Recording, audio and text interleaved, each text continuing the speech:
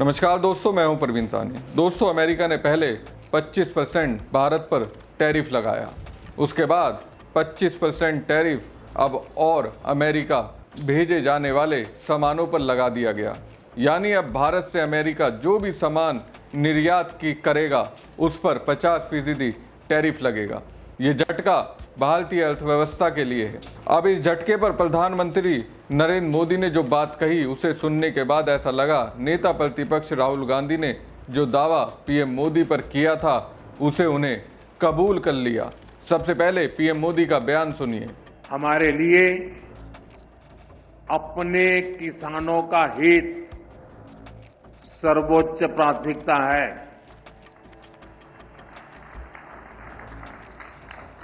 भारत अपने किसानों के, पशुपालकों के और मछुआरे भाई बहनों के हितों के साथ कभी भी समझौता नहीं करेगा।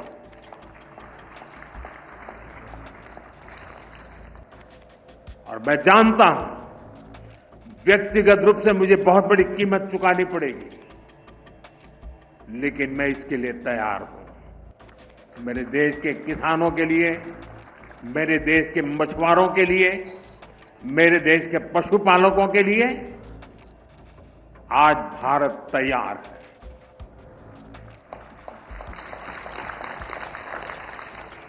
किसानों की आय बढ़ाना, खेती पर खर्च कम करना,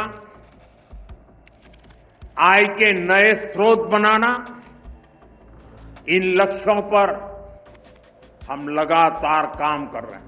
पीएम मोदी कह रहे हैं कि भारतीय किसानों और मछुआरों के लिए वो अमेरिका माने डोनाल्ड ट्रंप के सामने नहीं झुकेंगे। चलिए यहां तक मान लेते हैं।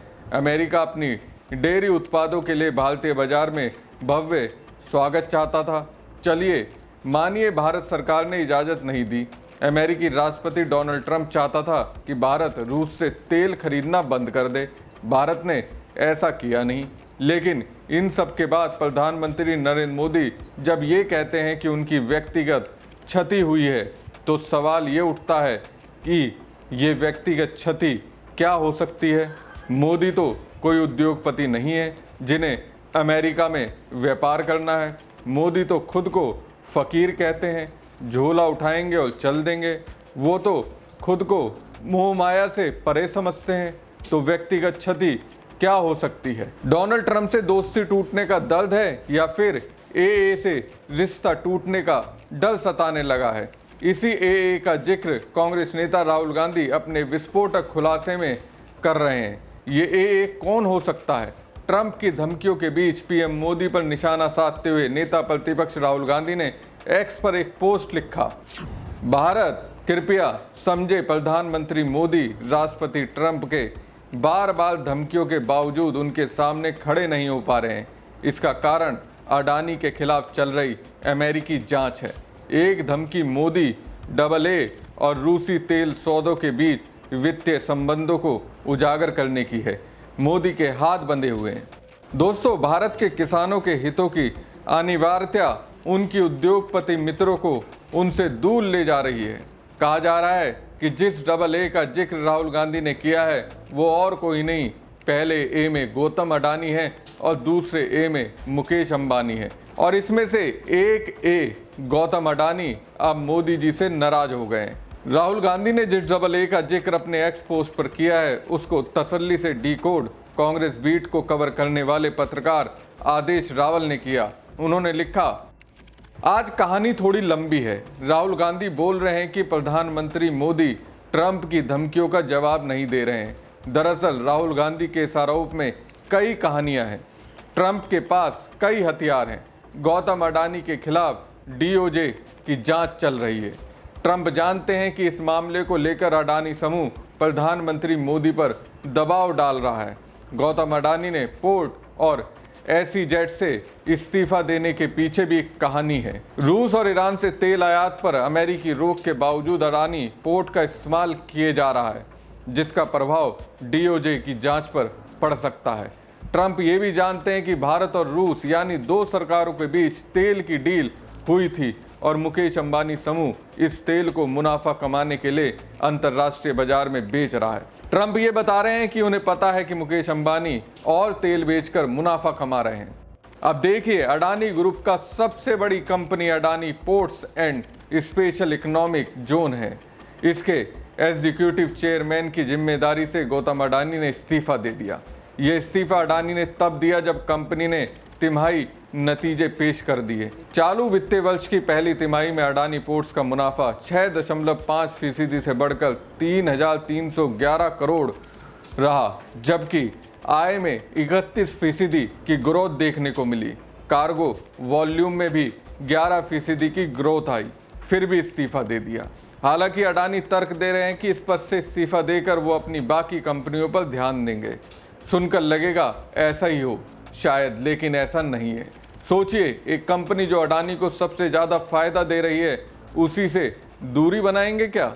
क्यों सिर्फ नॉन एग्जीक्यूटिव चेयरमैन के तौर पर कंपनी से जुड़े रहेंगे, जिसमें कंपनी की रोजमर्रा की रणनीति या ऑपरेशन में उनका दखल नहीं रहेगा?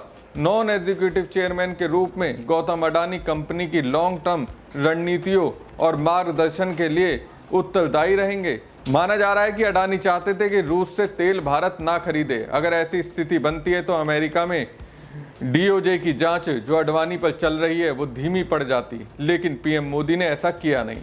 अब पीएम मोदी जो व्यक्तिगत क्षति की बात कर रहे हैं, शायद यही हो सकती है। अगर मोदी के लिए व्यक्तिगत क्षति गौतम अडानी की दोस्ती है, तो फिर राहुल गांधी अब तक जो कहते आ रहे थे कि अडानी के लिए मोदी काम कर रहे हैं, उसमें कुछ ना कुछ तो सच्चाई जरूर होगी। हमारी खबर आपको कैसी लगी कमेंट बॉक्स में कमेंट करके जरूर बताएं। साथ ही पेज को ज़्यादा से ज़्यादा लाइक और शेयर कीजिएगा। धन्यवाद। हमें सस्पेशन था, करोड़ों लोगों को सस्पेशन था कि दाल में क्या कुछ ना कुछ काला है। बीजेपी को एंटी इनकम्बेंसी नहीं लगती थी। ओपिनियन पोल, एग्जिट पोल कुछ कहते थे, रिजल्ट कुछ और आता था। हरियाणा, महाराष्ट्र, मध्य प्रदेश उदाहरण, माहौल बनाया जाता था कि इस कारण जीते। लाडली बहना, पुलवामा, सिंदूर, नैरेटिव क्रिएशन, और फिर इलेक्शन कमीशन कोरियोग्राफ शेड्यूल बनाता था। जब कागज के वोट पड़ते थे, हिंदुस्तान एक दिन में वोट करता था, बट अब इलेक्ट्रॉनिक वोटर मशीन है, महीने लगते हैं। उत्तर प्रदेश के मतलब 5 स्टेजेस हो गए, महाराष्ट्र में 3-4 लगा दो, असम का टाइमिंग चूज करो, हरियाणा के का टाइम बदल दो, महाराष्ट्र का टाइम बदल दो। तो इसके कारण हमें सस्पिशन हुआ कि कुछ ना कुछ है। उसके बाद महाराष्ट्र में, और मैंने पब्लिकली कहा, लोकसभा में भाषण दिया, महाराष्ट्र में पता लगा कि 5 महीनों में 5 साल से ज्यादा वोटर लिस्ट में आए।